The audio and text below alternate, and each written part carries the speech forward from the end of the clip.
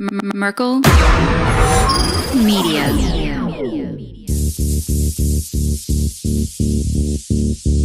What does the goddamn line say, Tony? Please do not use gendered language. Then what? I'll be arrested, put in airport jail? Look, you're going completely sideways, man. It's a big club, and you ain't in it. How dare you? Mr. Speaker, the President of the United States. I'm Chris Hansen with Dave on NBC. Jack Marius Tac-Theratrix. Hi, I'm Spartacus. Jackson, Sacramento, he, him. Steven Seagal. Sex offender guard. I'm Keith Morris. This is Mumbai Kutapi. I'm Rick James, bitch. Sorting through the lies. The hijacker's passport was found blocks from the World Trade Center crash site, if you can believe that. We cannot track $2.3 trillion in transactions. And uncovering the centuries-long plan for world domination. Learning about Cuba, having some food. Let's talk about Chinese people. Have you ever been in a Turkish prison?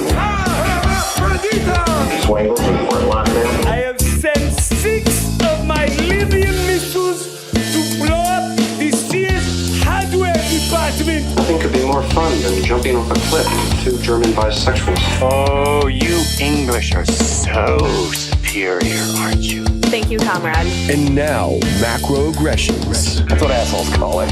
With your host, Buddy, I don't know who you are, but you're about to get chlamydia. Charlie Robinson.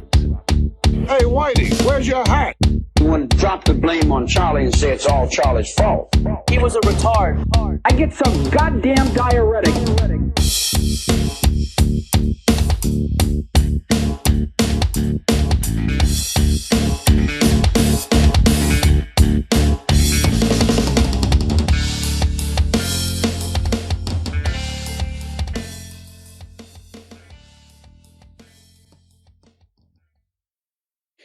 Welcome to Macroaggressions. I'm your host, Charlie Robinson. If you are watching us on Iconic, Rockfin, Odyssey, or YouTube, or you're listening wherever podcasts are served, thank you so much. We appreciate your amazing and continued support. The new book is out, Hypocrisy, Surviving in a World of Cultural Double Standards. Oh boy, I'll tell you what, don't let the cartoonish cover fool you, because it might look nice and sweet on the outside, but I start kicking people in the teeth on the insides. If you're interested in the book, you can get the digital version of it in EPUB and PDF format from me at the website, theoctopusofglobalcontrol.com. All you have to do is donate $10 through PayPal. There's a PayPal link there. If you do that, I'll send you the new book. If you donate $15 or more, I'll send you the new book, plus the first book, The Octopus of Global Control, in digital format as well. If you want the paperbacks, you're going to have to go to Amazon and do it that way, because they're the ones that print the book. But it's wild. I'm telling you, you might want to check it out. Well, let's see. This is normally the time when I talk about our amazing sponsors and all of the great things that they've done for us. And of course, I feel I love our sponsors. We wouldn't be here without them, but we've got a new one. Welcome to the show, my friend, the host of the Wise Wolf Gold and Crypto Show, and also the co-host of America Unplugged with our good friend Billy Ray Valentine. That is Tony Arterburn. What's going on, Tony? How are you? Good to see you again. Great to be here, Charlie. What does the goddamn line say, Tony? I mean, that's designed for Tony Merkel, who engineers the show and helped me get it started. But it's appropriate for you too, because the goddamn line here is that we are being run by morons in this country, and there's a few of us out there that have recognized it, and we're sounding the alarm. You've been doing this for a long, long time. How'd you even get started? You've been doing radio, you've been doing Infowars, hosting for David Knight. You've been doing it all. So I'm curious. Let's just start with this. I want to know how you got navigated through this insanity. You go through the military, you come out, you've got all these experiences, and you've got a voice, and then you find your voice. How did this all work? I always wanted to be in radio since I was a little kid, and I got to see up close and personal in the 1990s because my dad was an entrepreneur, and he owned a bank and convenience stores, and he built up, really from the ground up. I'll talk a little bit about his story too as we proceed and talk about fiat currency, but he exposed me to a lot of the the roots of American history, the Constitution, free markets, Adam Smith. I remember going to see Bo Gritz speak. If you know who Bo Gritz is, the most highly decorated Green Beret in Vietnam. They based, at least partly based, the movie Rambo off of him. And he was a leader in the alternative, what you would call like the old right, friends with Alex Jones back in the 90s. So I got exposed to a lot of the, not just the rhetoric, but the idea that something was wrong with our system. And I believed in America. I still do. Like, I believe in the people. But back then, I really wanted to be a soldier. I think I joined in '99 in the U.S. Army. I always wanted to, work at Fort Bragg, work with the Special Forces. I went to be a paratrooper. Went to Fort Benning, got my paratrooper wings, and all through that time, you have 9/11 that kicks off, and then we're the first Army company on the ground in Kandahar, Afghanistan. Actually, leapfrog the 101st, and you get your debriefing by General Mattis, who later became Secretary of Defense. That's who's like, right in front of us, telling us what's going on. And so, living through that history, and then of course, I was part of the tail end of the invasion of Iraq, and that really changed me. I read a lot of history, but I also was exposed to some not so mainline thinkers that helped me through my early 20s. That's I talk about that a lot on my show. It's like a pivotal moment where I got the book "The Death of the West" by Patrick J. Buchanan. And if you know anything about Buchanan, he's very old school paleo conservative. Those type of people are generally anti-war. They're anti-free trade.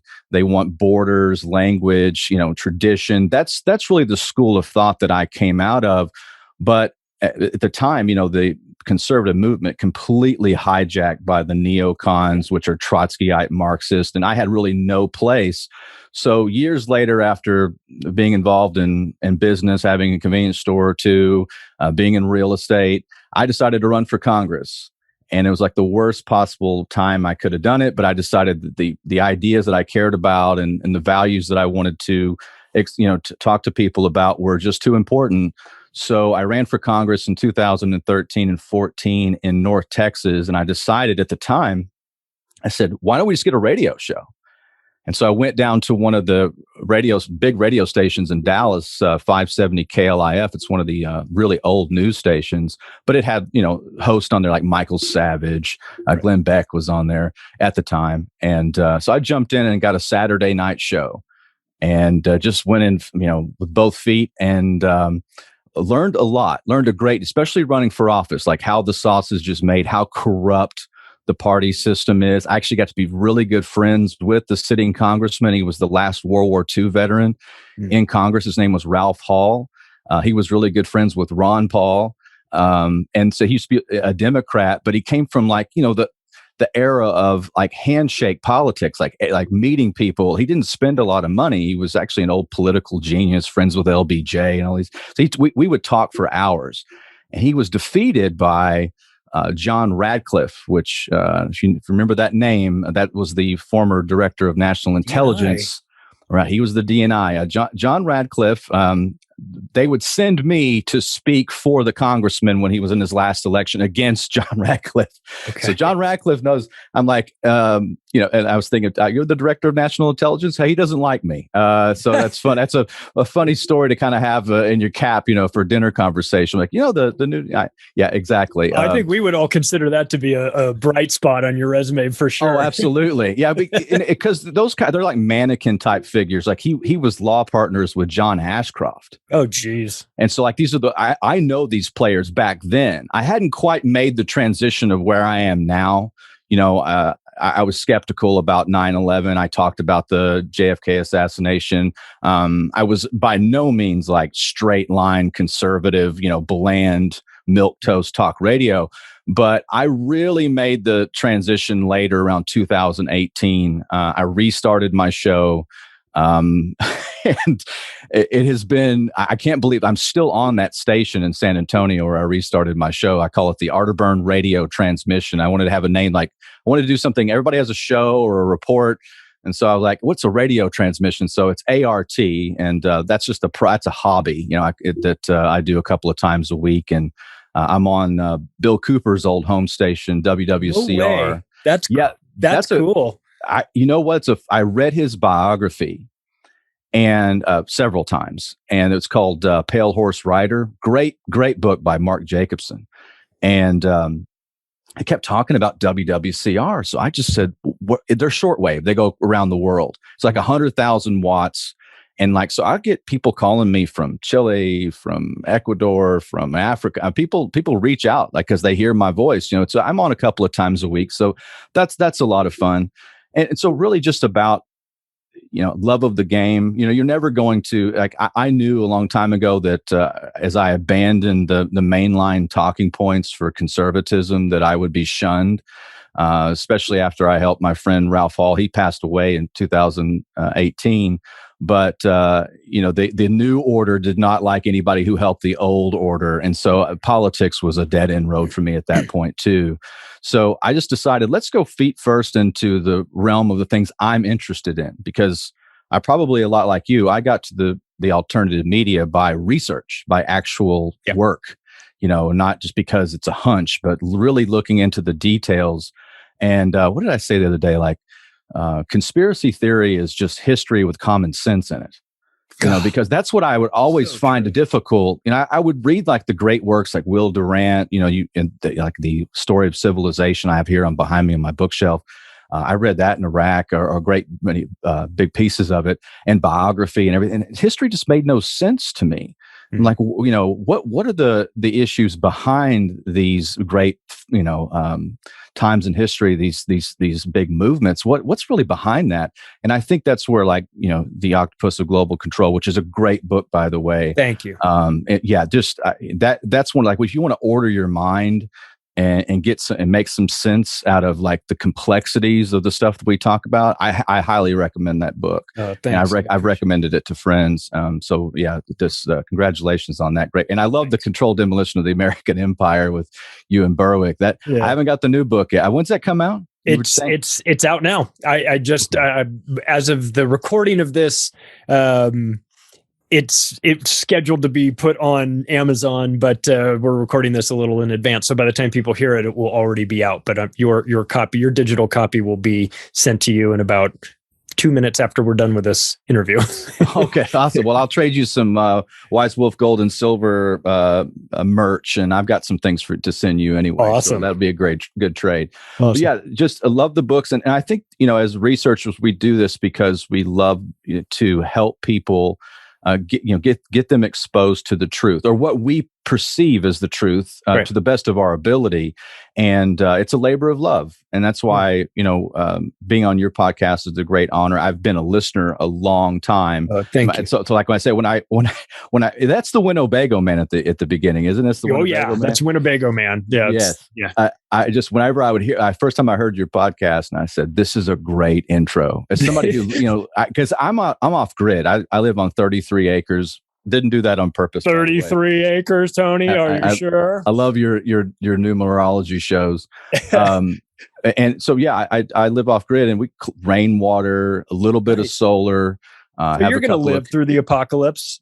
We won't. Well, not really though, Charlie, because I go and I tell the earth, hey, this is what I think about our corrupt government and these Luciferians that run everything. And I sponsor my show with an actual business. I'm actually in my office right now, and you can just come to my shop. It's open. There's a big sign that says "We Buy Gold." So I'm pretty stupid in the realm of trying to stay alive through the whatever, the apocalypse, the end of time, because I'm telling everybody where I am. But that's my job, And I don't think I could just hide and shrink away, especially when I have some ability to broadcast. Okay, I'm working on it. So I think if you have the ability and you have the information, then you got to get out and you got to talk about it. So when you were in Afghanistan or in Iraq, knowing what you know about history and having these questions about, you had to know that you were clearly a part of history, like history in the making.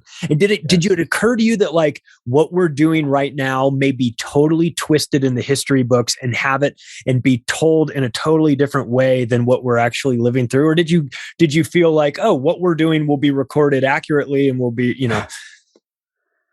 So the Afghanistan and Iraq are completely different for me in how I perceive them.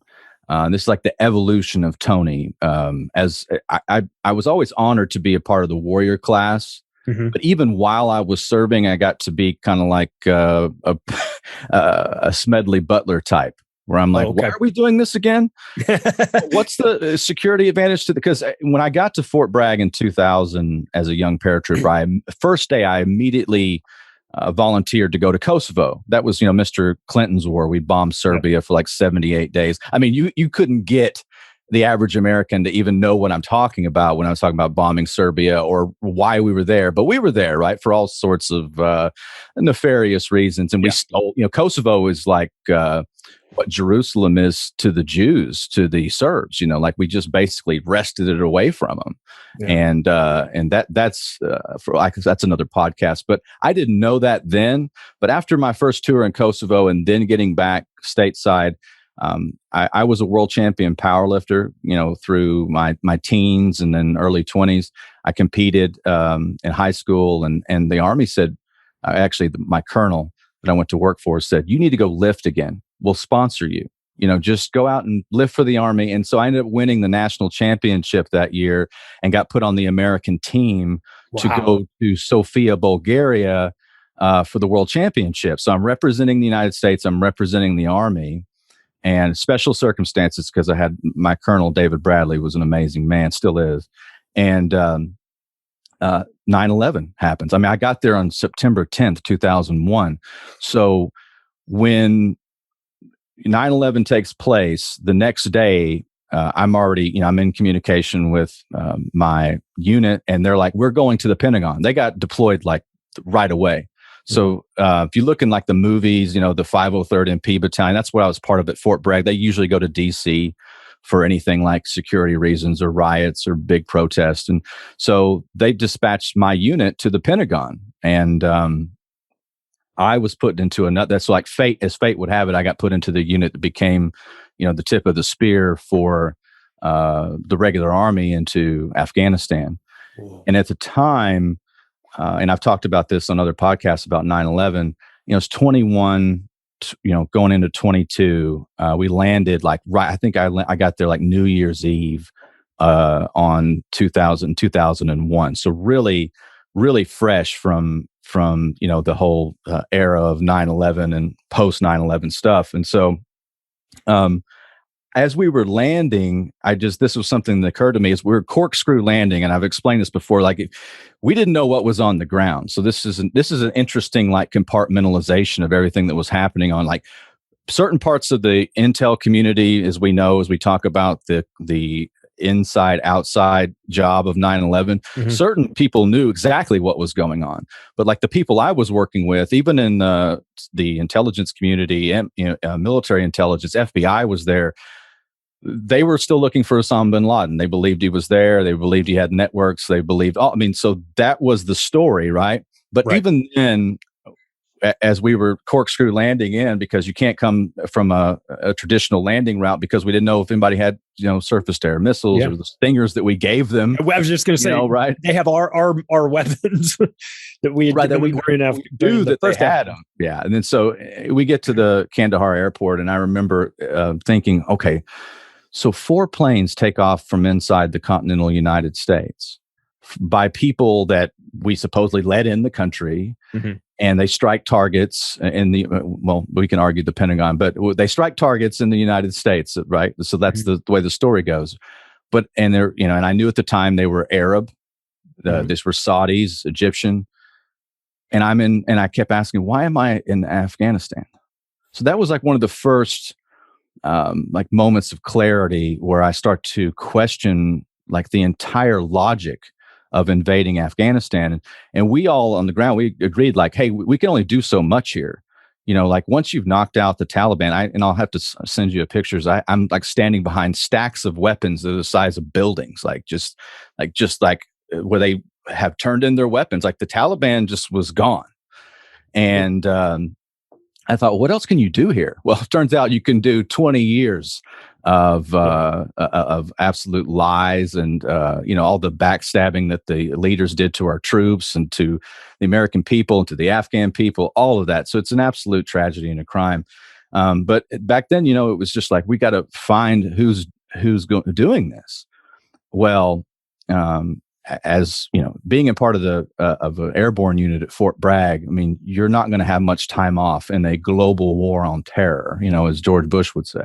Mm-hmm. So I got back home, and guess what? We're going to Iraq, right? And that's that's the lead up to Iraq. Saddam starts doing these, live video feeds of him chopping up his missiles. Remember the Chinese worm missiles? Like he was like, I'll comply. He was at least doing like, and like Hans Blix was coming in. Right. Hans Blix. Yeah. And this is how, you can be, even with somebody as a combat vet at 22, I was still a little naive. Like maybe they will stop this. Like maybe that will, we won't have to do this. And I'll never forget like the night, it was like March 18th.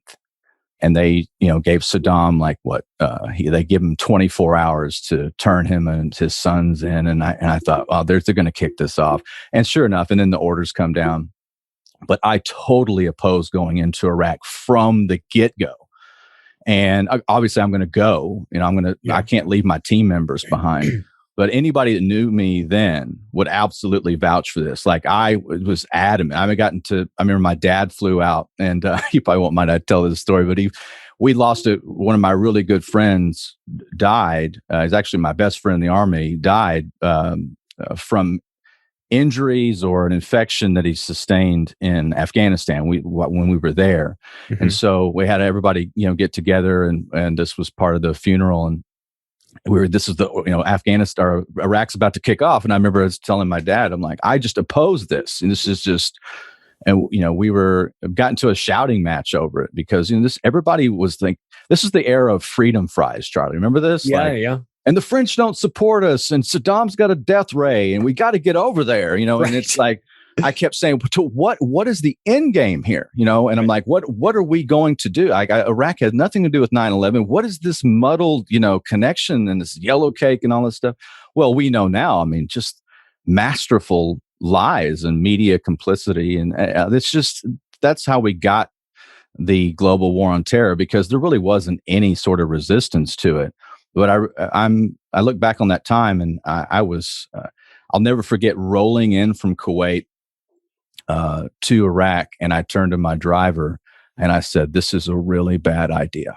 Like what we're doing is historic. I knew historically the things that I was part of were, and you hear the footage. If you ever look at what happened to Saddam's sons, Uday and Qusay, mm-hmm. I was there for that. I mean, I drove right by that house, and they had General Petraeus was directing the 101.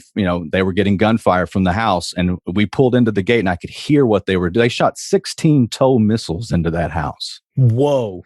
And they pulled them out in pieces. Holy moly. And I was like, this is just bizarre. It was just the whole time in Iraq. And so all I did was I read history. I would, I guess the statute of limitations has passed somewhat. I used to get some whiskey from the Christian kids that would come around, and the Kurdish people would help you get a little bit of scotch. Yeah. And we drank Clan McGregor when we could, totally, against Army regulation. But, hey, I would try to get my hands on a little bit of scotch and survive combat, just survive, like read. And it was in the ancient city of Nineveh, which is Mosul. And mm-hmm. I got to see Nimrod's palace. Whoa, that's neat. Left of it, right? And supposedly the site of the Tower of Babel, which was really interesting because as I got to be a better researcher and amateur historian, start looking into the connection between like the Tower of Babel and Nimrod, and like you look at the modern banking houses. Like the Rothschilds, they believe that they're descendants of Nimrod. I don't know if you knew that. Mm. And so that's like the first So Nimrod in northern Iraq, I believe part of like the Assyrian type empire time frame, and they believe like the Tower of Babel is the story in the Bible, where they start building this massive edifice, and God destroys it, and then like breaks up the ability for people to communicate with one tongue. So like one world government, one language, one thing. So they've always been trying to go back to that, and that makes sense. Right. So like they want to go back to that. At least that's the perception I get from, the New World Order. We can talk about that, and like the players that at least have been written about. I'm sure there's people that we don't even know about, but that seems to be the consolidation game of the New World Order. And it's interesting that I lived through that, because a lot of people, my time in combat was just a lot of like field work and patrols, and I got shot at. You do all that stuff, but I have all my limbs. Right. I'm very fortunate. I could have get hit with. Many people I know got hit with IEDs. Yeah. And sniper fire. Luckily, there's a lot of bad shots. Yeah. In Iraq, so I made it home okay, and got to do what we're doing now. So I'm really thankful for my. Having served with the warrior class. They're some of the best people on the planet. They love freedom. They love the country. They love what America was and could be. Yeah. But unfortunately, this is not a good time to join the military. I have a son who is 16, wants to be a Marine. And I say, son, I'll support you. You're going to have to get this new abomination of a vaccine. Mm-hmm. You want to do that? And also, this is not the same country, not the same military. So proud of how I got to serve with the warrior class. But you will always find me a skeptic on foreign wars and the war criminals who cheerlead them. And I think any true warrior should be skeptical of wars. It's, as Yoda says, wars does not make one great. If you know the cost, and that this isn't just we just pop in real quick and mop up the floor and then we jet out, like, the real costs of war, you understand what actually is happening there. So yeah, I would say that the people that have a deep understanding of what war really is are probably the least enthusiastic to participate in it. So I think it's the guys that are like, yeah, man, like, send me in, I'll go in there. Well, go in there, and then let's talk after you've been in there for a couple of months and you see the realities of it. I'm curious, did you ever, like, you have an interest in history and a deep understanding of some of these really important books that have been written in the past. We hear stories of when America went into Iraq, one of the first things they did was secure the museums. And yes. Did you ever have any sort of interaction or hear any stories that you could sort of confirm about our interest in what I would consider to be, like, at least on a surface level, not strategic locations necessarily, not militarily strategic locations, but we went in there and we got access to some artifacts, and that seemed to be a priority. And that always made me think there was something fishy. What do you know about that? Jim Mars talked extensively about this. And I remember, there was the lead invasion, and that's like you had the 1st Marine Division, I believe, and then some army units, and that was like the first people to reach Baghdad, where the museums were. And by the time I rolled through, they had secured that area. But you were absolutely right that so many of the artifacts, the relics, especially even in Nineveh, because you had like this ancient city, ancient ruins. And I know that they had people looking for things, and like, it's almost like Raiders of the Lost Ark. They did have that. As a matter of fact, I like to write, but I'm not a good fiction writer. I found that out. Like, I'm not like a novel. I like to write op-eds and things. So in my early 20s, while I was there in Iraq, I started sketching out like kind of a novel that Jim Mars would later, as I learned who Jim Mars was kind of thinking the same thing, that there were other aspects to to the invasion of Iraq and our interests, not just in the supposed weapons of mass destruction that obviously we gave them a bunch, but they weren't there.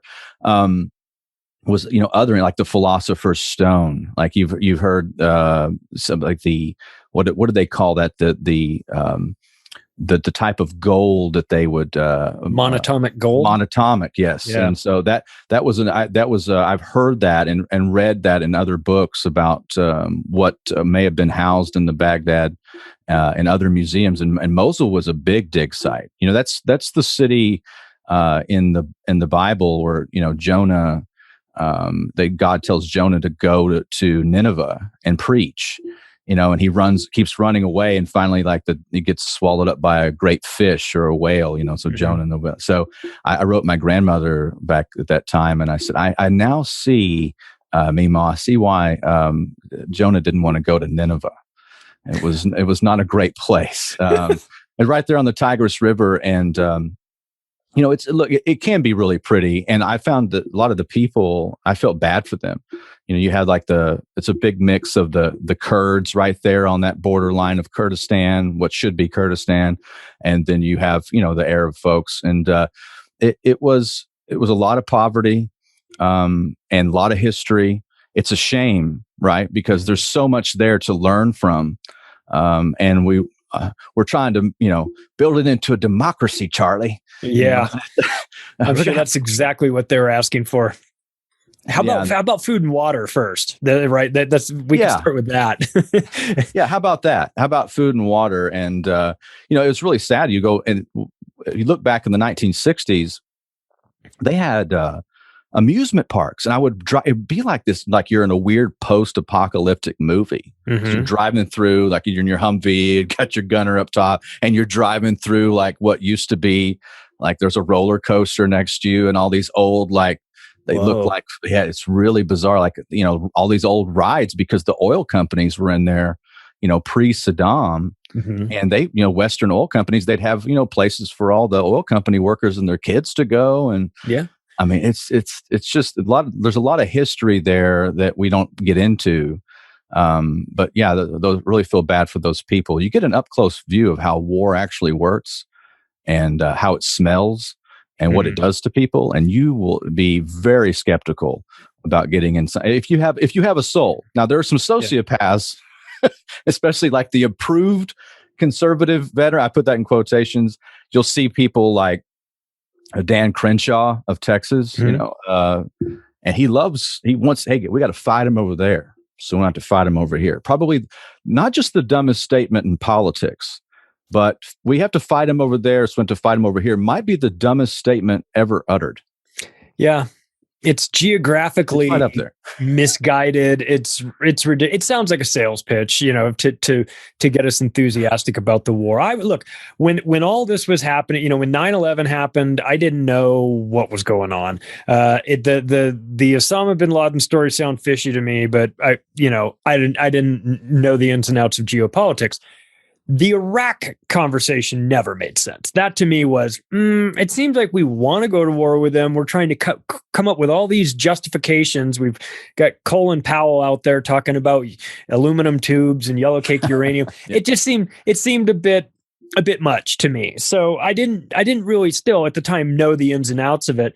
But even somebody on the on the outside could. Had questions about it. And then years later, you start to dig into 9/11 and I wonder about, like you were awake to what's going on in the insanity of wars, and you had questions about this, and you had big questions about Iraq. And I wondered, were you getting the anti-vax treatment there from other people? Were you getting the Goebbels saying, it's easy. You just label some segment dangerous for their lack of patriotism and, let society kind of work on them. Did the rest of the team view your viewpoint as something that could be a liability to them? No, I had a great group of guys and gals too. And I never had any issues with my politics. It's like, I think of Gore Vidal. He talked about his service in World War II, and he would get really mad and say, I never heard anyone say one patriotic thing, and that's the way people were just there to be a part of the warrior class. Like, there wasn't much politics. Like, every once in a while, there's a douche who thinks the talking points are real, Right. Nobody really believes that. Like, you're just grinding through it. You're just trying not to get killed. You don't want to die in this godforsaken place. You want to help the person next to you, make sure everybody's, okay at the end of the day, go live to fight another day. And there's simplicity to war at the same time. We go back, it's very confusing to be a civilian after that. Because you're like, well, there's so many different things stressing me out that shouldn't.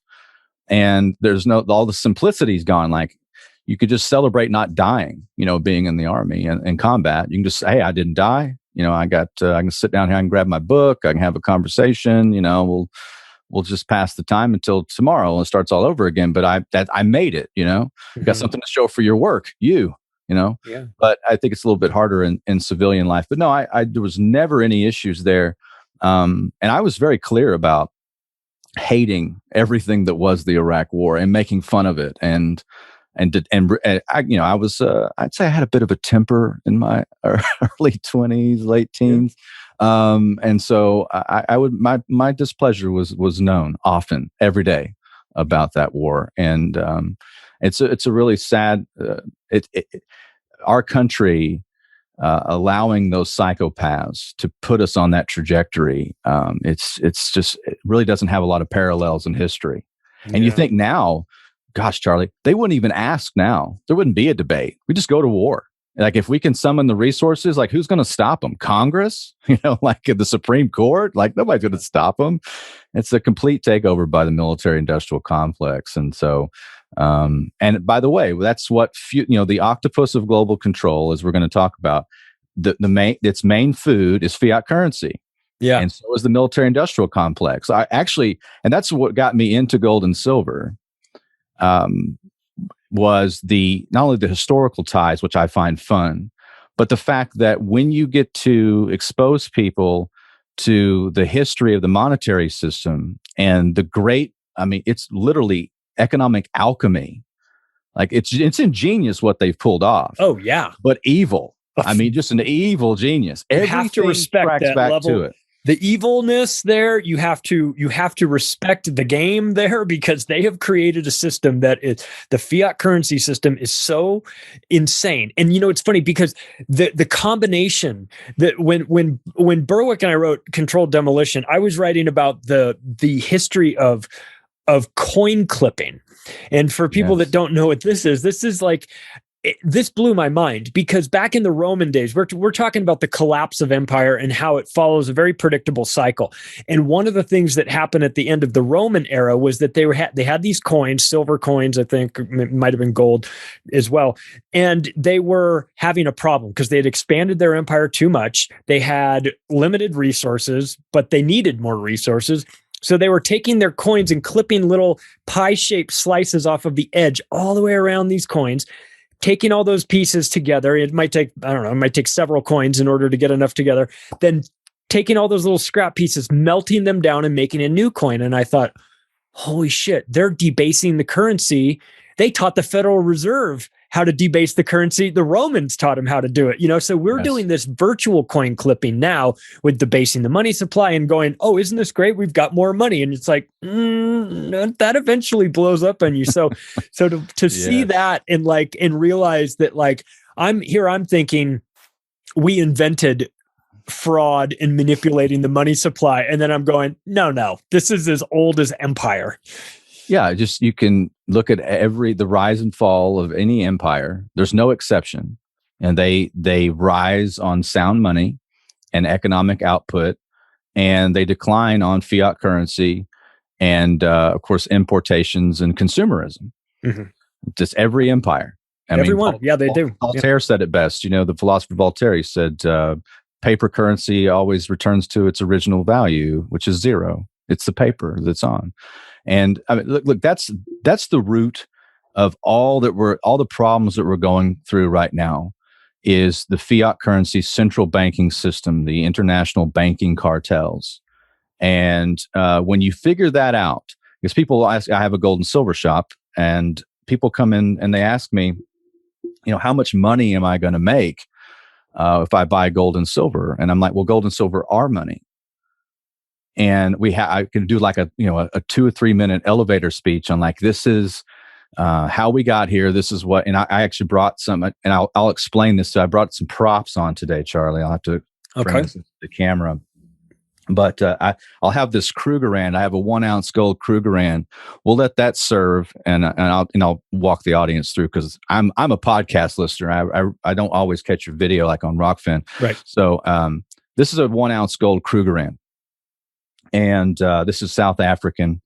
But let this represent a $20 gold piece from the United States. So it's like from 1776 or so, by the time after we formed the government, a $20 gold piece in the United States was roughly 1 ounce of gold. It's actually 0.9675 ounces of gold. And then you had a silver dollar. This is a Morgan silver dollar from 1879. I actually carry this around with me. This was 100 years old when I was born. And I love the old, silver dollars. Yeah. So it would take, 20 of these to make one $20 gold piece, which was an ounce of gold.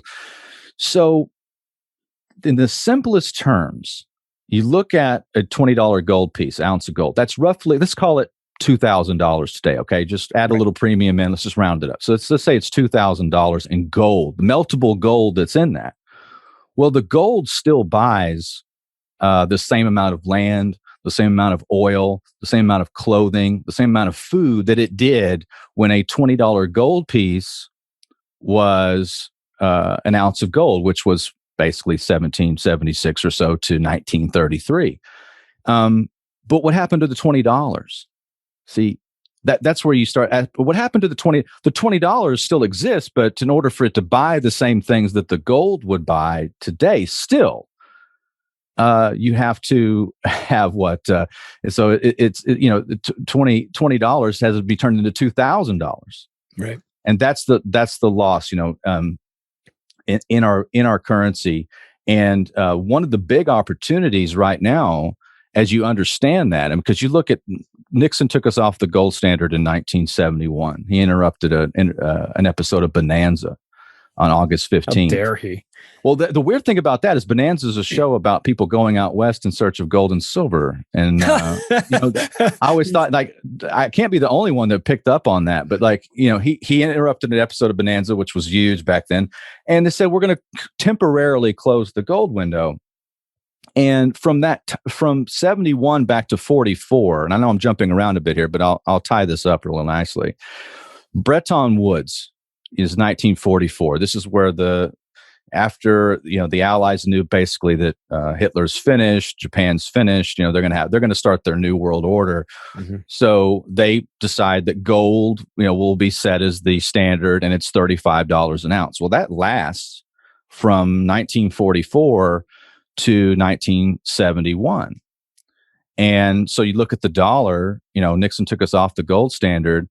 Well, people will look at that, Charlie, and they'll say, well, look how much gold has gone up. And I say, no, your dollar went down. Right. Your fact, that's the fallacy. That's the paradigm they don't teach in school. And by the way, the financial networks are never going to talk about this. I mean, their lifeblood is the casino stock market and Absolutely. Fiat currency. So they're never going to let a true, like, conspiracy gold guy go on like me, where it started just wrecking the Federal Reserve as an actual criminal cartel. They're not going to allow that. So you look at, $71, $35 an ounce for gold. I actually, before we started recording, I looked and it was 1776. So 1,776 Luciferian bankster notes make 1 ounce of gold bullion on the global spot market. So what you have to understand about those two dates, 1933 and 1971, officially our money, our dollar, which isn't really money, it's currency, was taken away from the gold. Now, it was still in name, but you couldn't legally own it. When Franklin Roosevelt said, turn in your gold in 1933, He allowed for certain collectibles. He allowed for people that worked in dentistry, jewelers. Those people could have gold. It wasn't like it was fentanyl or cocaine or something. Like you could still use it, but he didn't want anybody competing with his bankster friends. Most of the gold that was turned in went to the Federal Reserve and then to the Bank of International Settlements in Basel, Switzerland. It was a big, heist. It was one of the biggest, I might be the biggest heist of all times prior to COVID. There's this big transfer of wealth. And so people, American people, I'm going to help out. It's for a banking crisis. We'll turn it all in. So, then he immediately raises the price of gold for his bankster buddies. And they utilize that fiat dollar because then it becomes fiat, right? So that's why by 71, Nixon knew that the countries around the world were onto our scheme. When you start talking about coin clipping, what happened in 1965? That's when we started taking the silver out of the coinage, the dimes, the half dollars, the dollars and quarters. So that, before 65, those were silver.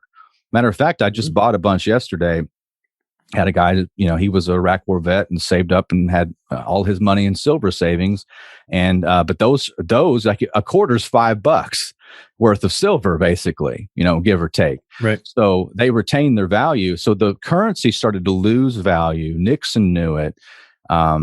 He knew that these other countries were hip to what we were doing. And so he closed the gold window because we really didn't have the gold to pay them and we were running deficits. So now, that's back when we even had like fiscal, somewhat like even the perception of fiscal responsibility. Right. We don't even pretend try now. Yeah. Now there's no even pretense to it. It's like we're just spending whatever we want, whenever we want to. We just ask the Fed and they give us more. And now BlackRock is involved, and right. It's just off everything's off the rails, and it's.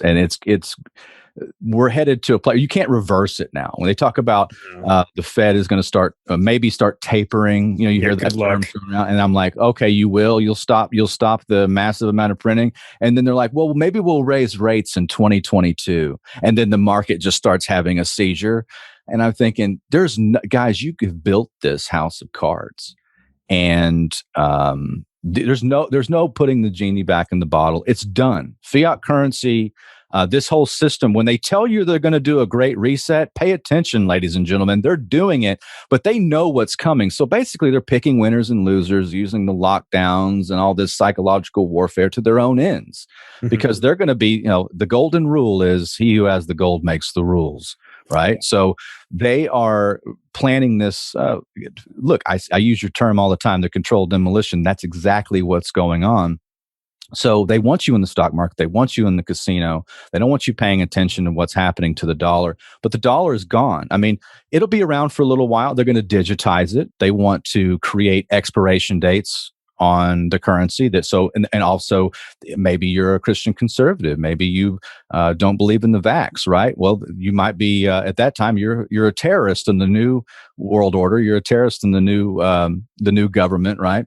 Yep. And they're going to limit what you could spend with that digital currency. That's the plan anyway, right? Yeah. It's part of the Great Reset. So they're telling you what they're going to do. They're talking about the Fed coin. What can you do? Well, this is why I'm in the business that I'm in, because I tell people, look, there's opportunities in metals. One, because gold and silver have always been money. They house value. They represent work. You have to go find them. You have to dig in the earth. You have to raise capital to get them. You have to put, there's machinery use, all this stuff. Plus, you've got the medical benefits of things like silver. I have a 1 ounce silver bullion coin that I put in my water filter in my cabin. I put it in the top part of the gravity fed because, that's how you make, basically it's a very, level 1 way of making colloidal silver. Oh. Silver is used in medicines, used in antibacterial, like the gels that they use for like really infectious diseases. Silver is having a big time in the medical industry right now, and it's going to get bigger and bigger and bigger. They used to put, this is a silver dollar from the 1870s. They used to put this in the milk on long wagon rides, because silver would preserve it. Really?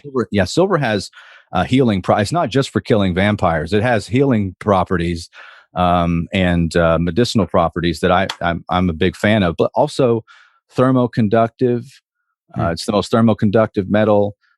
It's used in electronics, solar. That's huge for the future. Same thing with gold, with electronics. Gold is also used in medicine. So many uses. It's undervalued. As we careen, I know it's funny because our conversations, and we've been on America Unplugged before, but it's like we go around kind of this, we're in our organic conversation, and we're going to talk about gold and silver. We talked about foreign policy, but all of it ties together. Yeah, of course. We're entering a new era, and this is where we have to be prepared. And I'm not somebody that's a fear monger, but I don't believe that the current system, as we know it, is going to last much longer. Yeah. There will be a catastrophic and catalyzing event of some kind financially. Okay, ladies and gentlemen, that's where we are. And I just tell people, look, as you're preparing for the future, consider metals. And I'm not giving you investment advice. I don't do that. I don't even really know if I could classify these things as an investment per se. They just are safety, in a time of uncertainty. And to give you, I brought these props on for a reason, but to give you an example of something wrong with the valuation of metals, Charlie. And I think I'm the only one that puts it this way, so I try to make it really simple. But people always ask me about silver, and I said, "Where's silver going to go? Why is it hover in the 20s at like its highs? Like, what's wrong with it?" Well, gold is manipulated by the big central banks, but so is silver, and they keep it low for their components, for their solar, for their electric cars. There's like 2 kilograms of silver in each electric car alone. Wow. So there's a lot that the big, especially like JP Morgan, they own I think they're the largest silver owner now. Yeah, and I think they so. did that quietly. Well, back in the 70s and early 80s, it was the Hunt brothers. Yes. And they cornered the silver market. They drove silver to $50 an ounce in 1980. Well, $50 in 1980, Charlie, is like $200 today. Yeah. So silver has never really recovered from that, because people say, "Oh, you can't really corner the silver market. Oh, that was a stupid play." You had Buffett a little while in the 90s. He played with it, but really the big boys took it over. Well, they just keep everything quiet. And if you pay attention, they're buying it. Because I can see, like my back office, I'm tied to the trading floor in Dallas. I can see what's available, what's limited by the mint production. Like what's the lead time on getting 1,000 ounces? Well, it changes, especially when the market dips, because nobody's selling right now. Like as we're doing this broadcast, I think silver is just under $23, which is extremely cheap. So let me just break this down real quick. So let's just go back and I use this Krugerrand to represent a $20 gold piece in 1933. It was just an ounce of gold, right? This is an ounce of gold. Used to, it would take 20 of these silver dollars, which are not quite an ounce of silver, but it would take 20 silver dollars, roughly this tube of Silver Eagles, to make 1 ounce of gold. Well, that, like I said, the gold buys the same amount that it did of commodities that it did in 1933, right? And we talked about that. So the dollar lost value, gold kept its value. What happened to silver though, Charlie? Because now it takes 1, 2, 3. It takes 60 of those 1 ounce silver rounds. Actually, a little bit more, because it's not quite an ounce of silver, to make that ounce of gold. What happened? And that is I think a real-time example of, there's an analogy of the beach ball being held underwater for so long, and all of a sudden you let it go and it just flies to the surface, and that's silver in my opinion. I think gold has a lot of upside. It's portable. It's recognizable, especially Krugerrands. If you got a little bit of wealth, you can throw them in some 1 ounce Krugerrands, put them in a backpack, put them in a hidden compartment, and you can travel, Silver's a lot more bulky. As I showed you, it takes 60 of these bad boys to make 1 ounce of gold, at least in the silver dollar price range. So I think that's the upside. I think there's been a massive manipulation in silver. So I tell people that call me, "Hey, let's talk about silver. especially if you have, if you have 10,000, you want to put in the market for metals, make sure they're physical metals in your hands. Yes. Don't get numismatics. You're going to be talked to about numismatics. You call on like a major gold dealer. I won't name names, but you call most of the time they're going to have somebody in a call center wanting to put you in some sort of graded, slabbed. Nothing wrong with those, but those are not what you want, especially if you're trying to match metal for dollar. You're trading your fiat currency. You want the most metals. So I think silver has a huge upside. It's portable. It's divisible. And I think both of them great hedges against what's coming. But I wanted that the last time I did that presentation, I was hosting for Owen Schroyer on Infowars. It's been a little while, but I thought this is a representation of what, and that really gets. Look, I didn't say I know why that for a fact why it takes so much more silver to make the value of gold. But we got to think 1776 to 1933. Mm-hmm. That's a pretty long time for those things to be stable bimetal standards, the bimetallic standard. Something happened, and it has to do with the central bank. It has to do with fiat currency. And when you know things like that, especially going in, it's just something to think about, something for your listeners. I love silver. I've been buying silver for years. I think I might be predisposed to it. My dad, who passed away years ago, I know that he was into gold and silver. So maybe I don't know. Maybe I just, as a kid, I heard about that. Then you start to read about COMEX and the Forex and all these marketplaces, these marketplaces that have been rigged by the big banks, and they've been found guilty and paid billions of dollars in fines. And you go, hang on a second. They're manipulating the price. They're keeping this price artificially low. We see like silver starts to rise, and then a bunch of short contracts go into the market, and then boom, and so all of a sudden it starts to go back down again. And you go, these guys are messing with this, but they can't do it forever, can they? I mean, at some point, you get the beach ball analogy where it gets exposed and goes through the roof. I know guys like Cliff High are talking about insane prices for silver. I don't know. I don't have a crystal ball, and I don't understand the mechanics of that. I just know this. I know that I look at it like I've got fiat currency dollar bills that I know there's a ticking clock on. Their value is diminishing the longer I hold on to them. I don't want to exchange them for central bank digital currencies, because talk about an expiration date. That expiration date will happen a whole lot faster. So I'm not interested in that. I could take a bunch of cash and put it in my mattress, which might not be a bad idea for the short term if you need to, if some sort of horrible situation goes down and you have to have cash. Having it in your mattress is probably infinitely better than having it in your bank account, which they have, which you are an unsecured creditor on. So I don't love the bank account thing. I see gold and I see silver in particular as me just exchanging fiat currency for something else. I'll give you this, and then you give me that. And my bet is that this, even though it's being manipulated, my silver coin in the long run will be worth more, or at the bare minimum will just maybe retain its value a little bit longer than the dollar. So I think that people should be thinking about these things. I think they should be thinking about what they're going to do. And I'm like you, I'm not licensed to give investment advice. I'm not giving investment advice. People do whatever you want to do. But I've been really interested in having a gold and silver connection, and so to have you as that connection and what you guys are doing and what you're bringing to my listeners, I appreciate, because I've been talking about it for a while, but I haven't been able to say, go talk to this guy because I know them and I trust them. I've just been saying, like, I buy my stuff at SD Bullion, have for years and years, but I don't know them. I order it and they send it to me, and that's good. Am I getting the best price possible? I don't really know.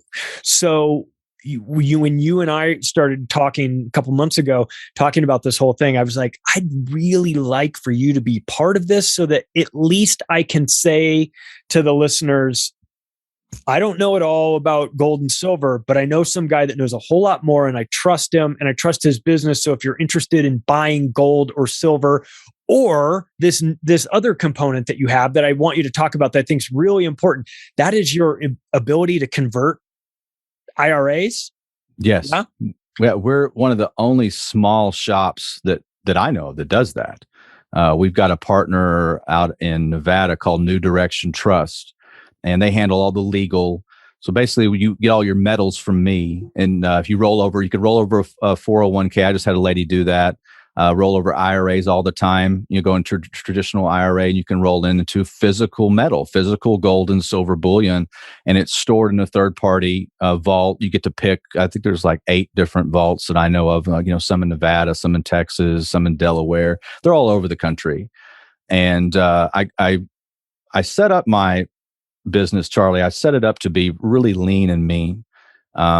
I use my connections with the gold and silver trading floor in Dallas. They don't deal with the public. They only deal with people like me that are deal. You have to be recommended to get in there. And I've kept every account of I always pay every bill, every invoice on time. So I have a good reputation there. So I can get any amount of gold and silver I want locked in. I can call the trading floor right now and say, I want $1 million in gold bullion, and the price stops. They stop the price. The problem is I have to pay for it. So no matter if I order it, the invoice has to be satisfied. So I've got this connection to the trading floor, which helps my customers out on pricing. It's not all. I'm in Branson, Missouri. I deal with Dallas, so it's not like you can come in my shop and say, I want 20 American Gold Eagles today. I'm like, well, you can order them, you can trade with me, and then I'm going to have them drop shipped either to you or here, and you can pick them up. We don't carry a lot of inventory in house. I do get things. We stock up on, like yesterday, I bought $500 face value of silver quarters. So, do the math on that. That's what, the 4 quarters would be, $20 basically, in retail. That kind of stuff comes in, which is good deals for people that call me or walk in. But I have a toll-free number. It goes direct to my cell phone. If you go to my website, wisewolf.gold, or actually macroaggressions.gold, will take you to that. We're working on that landing page. When you go to the website, you'll see that there's not a place where you can go like click on an order.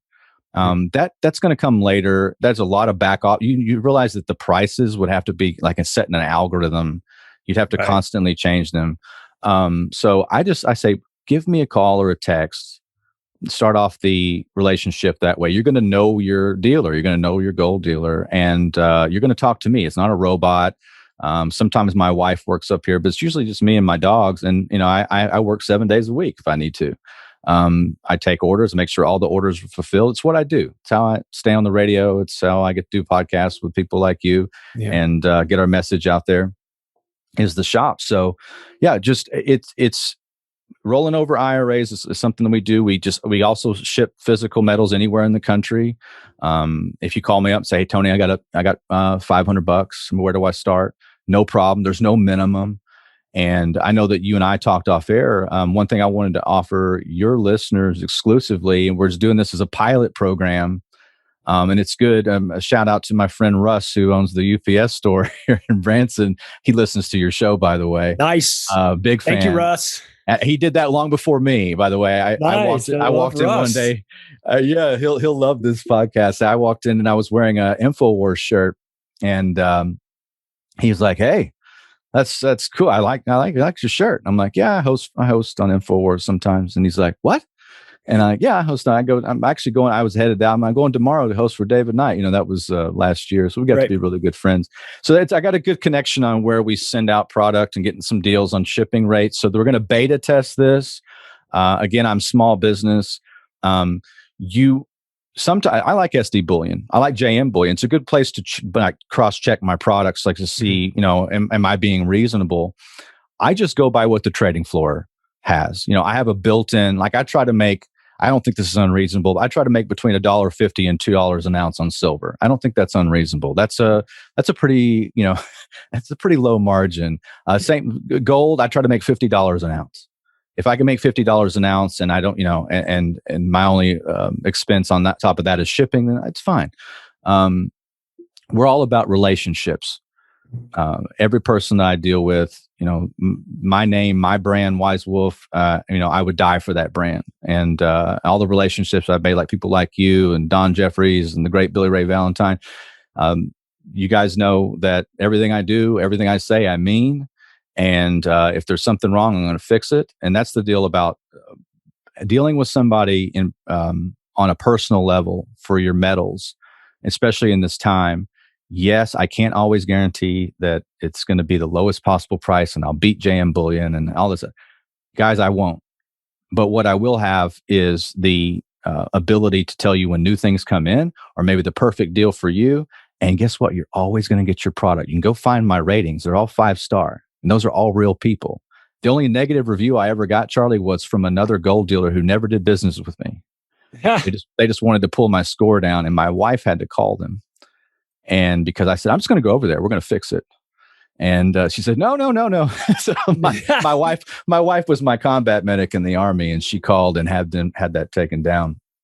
So you'll find that we're 5-star rated for a reason. I love my customers. And this is, I sponsored Donald Jeffries, the Donald Jeffries Show. Love Don, love his work. I do too.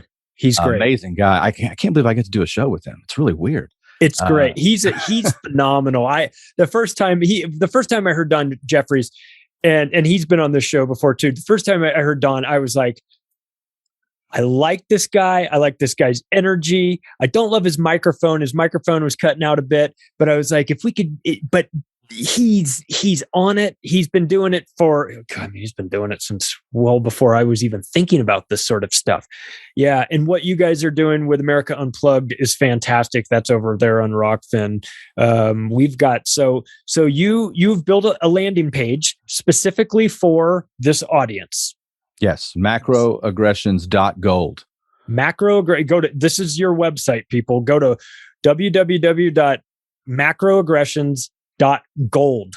And if you go there, that's the connection to get straight to Tony. And what you're going to do is you're going to then take a look at the website, probably give you a call and say, I'm interested in converting my 401k. I'm interested in my IRA. I'm interested in this is how much money I've got. What do you think?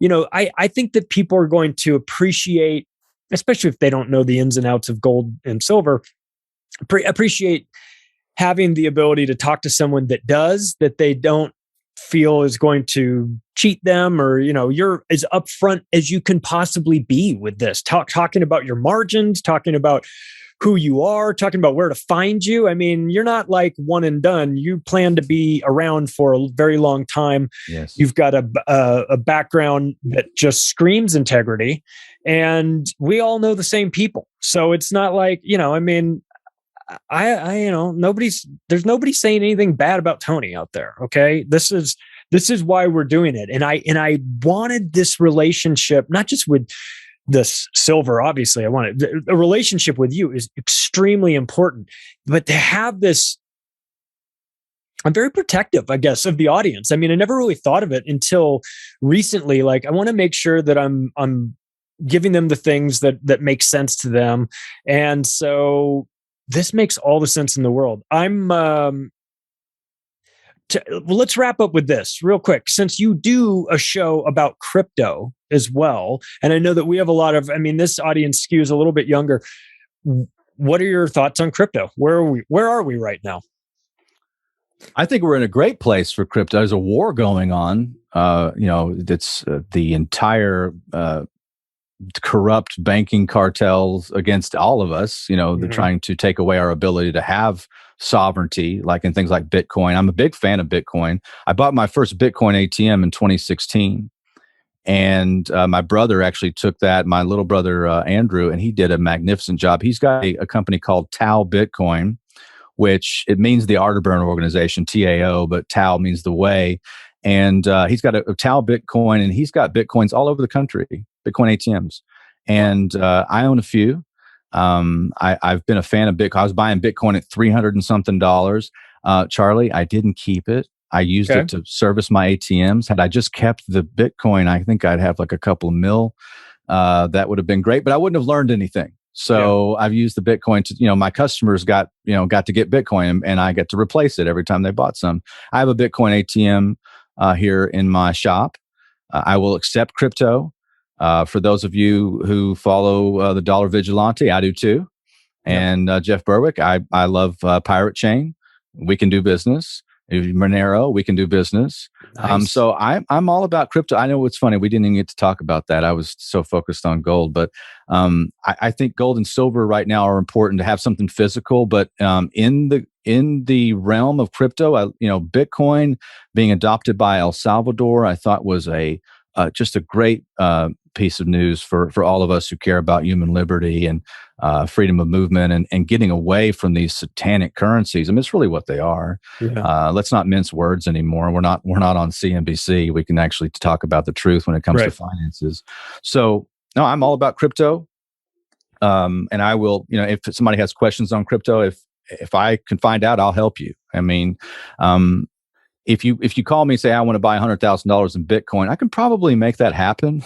If you want to buy a little bit less, I'll just direct you to one of my ATMs, or I'll tell you if you probably can go to Cash App too. If you want to buy a little bit, but we deal with all that, so we're set up for that. As a matter of fact. That's fantastic. Yeah, I had Michael Cobb on the show. He's the head of ECI Development. They're a real estate development company, but I met them at Acapulco through Jeff, and they're building. They just signed a deal to build. They acquired the land. They're building on Bitcoin Beach in El Salvador, and they are accepting Bitcoin, and they're accepting all kinds of crypto for their projects in Belize, Costa Rica, Nicaragua, and Panama. So as they expand into El Salvador, they're working on that. They're doing a development deal with Jeff in Mexico, and they'll be accepting crypto there. It's becoming more, it's becoming adopted by these people, by these El Salvador. Now we start to hear some other countries kicking the tires on this. This could be a global revolution.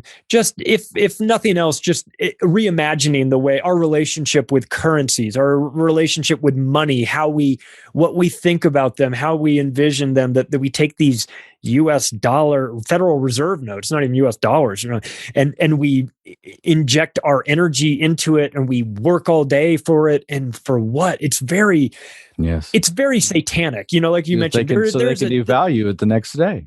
Yeah, there's a magic spell attached to it, and so it's hard to kind of wrap your head around. But I think the first step for people that are, and I mean, the people that are listening to this show, they're into weird stuff. So they're into alternative things and alternative thinking. And I never really thought of gold and silver as being alternatives, really, because you see it everywhere.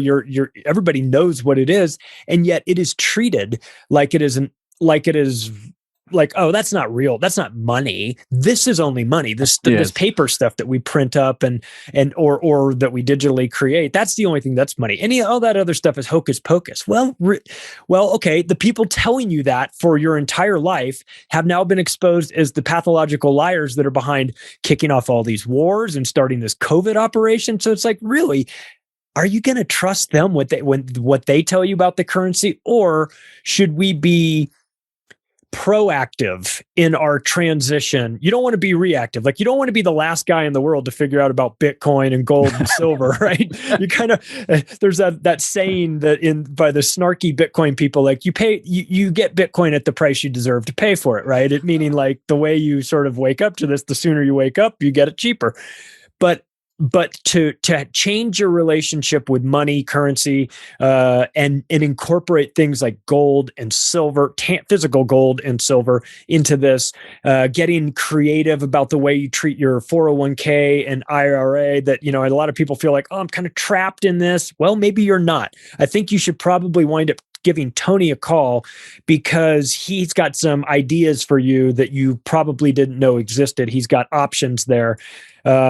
Tony, you are such a huge asset to have in this fight for freedom. I appreciate your perspective as being somebody that was literally in the fight overseas, that could see it, that has that set of eyes, that can see it from that way, comes back here, understands what we're really fighting for. And it's not against, who we're fighting against. It's not 19 Arab hijackers with box cutters in Afghanistan caves. It's really a system that has been built up to keep us small and on the reservation and uneducated about how things really work.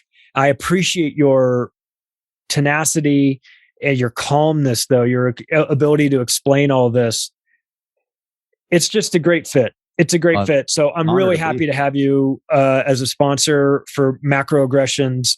This is going to go for a long, long time. I think if those of you out there that want to get an idea of what's going on, go to macroaggressions.gold, take a look for yourself, see if there's something that you like. My sales pitch, so to speak, with all of my sponsors is very, very hands off. It's take a look, read as much as you can on the website, see if it's a fit for you. If you like it, if you're in the market for these sorts of things, go ahead and pull the trigger. And that, of course, helps to support the show. Where can people find your radio work? I know you're doing outstanding things with America Unplugged on Rockfin, but give us where they can find you. Yeah, I'm on like episode 348 of the Arterburn radio transmission. I get a couple episodes a week. You can find anywhere podcasts are found. You type in Arterburn radio and you can usually find it. Arterburn.news is my website. There's a little tab on there. You can go and listen to past shows. We're planning on doing a little bit more with the radio show moving forward. Lot of new guests and content. We just had James Perloff on. Oh, he's great. Maybe we'll have Charlie Robinson on soon. Could you go live on WWCR? You know, just the spirit of Bill Cooper. You know that we. Can I would be infused with the spirit of Bill Cooper. I'll take it. That'll work for me. Well, listen, everybody, if you like this episode, hopefully you did, take the additional step of sharing it with your friends and family, because the algorithm's going to see Tony's name and my stupid face, and they're going to go downvote for you guys. So, Tony, you're the best. Thank you so much for everything that you do and will continue to do. And if you can right now, rate the show too, by the way, and we will check all of you out next time. Thanks, everybody.